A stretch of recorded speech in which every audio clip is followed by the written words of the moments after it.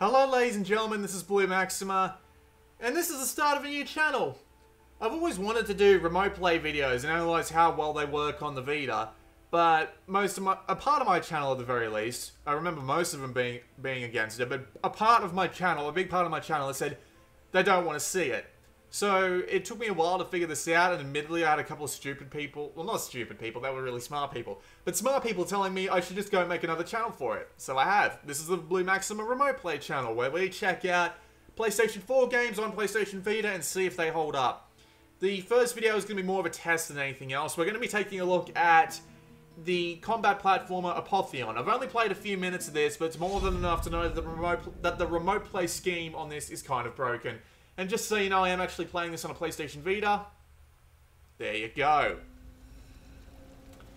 So we're going to load in. We're in the village of Dion right now. But again, this isn't about analysing the gameplay content of a game. This is analysing the control scheme. So the control scheme is kind of screwed. You have... Let's go have a look at the controls and the options, actually, before we do anything. So we can have a look at the controls right here.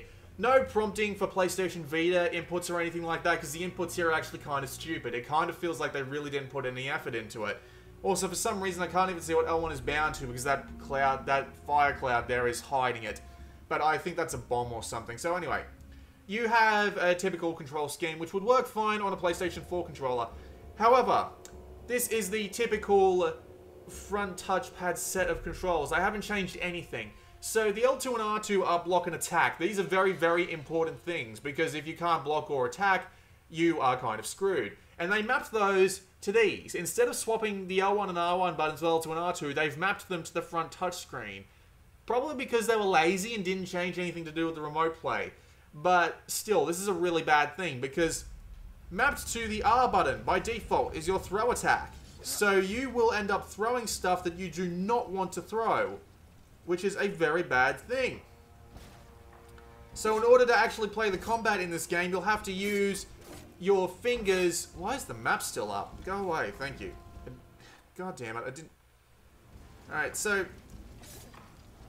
Yeah, as I said, it's a massive pain in the ass, because you have to tap the top left and top right of the screen to do basic combat functionality, and that's a really bad thing.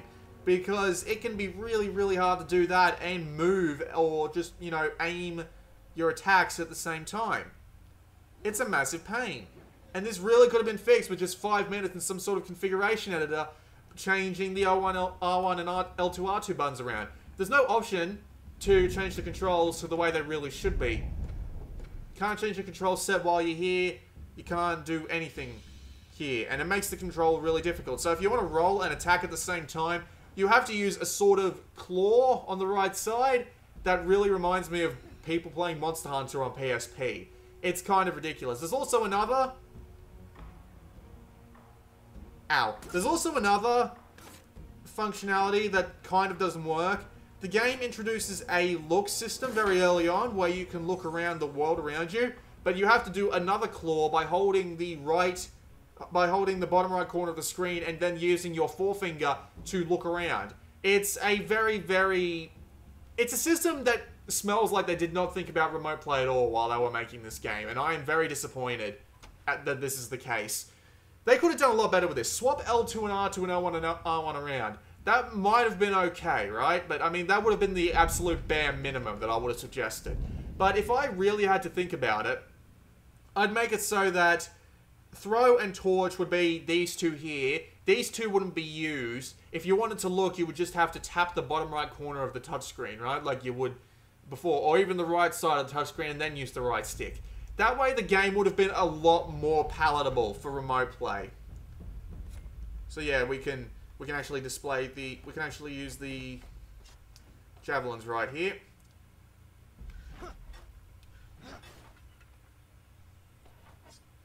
But yeah, it would be a lot better just swapping around L1, L2, R1, and R2.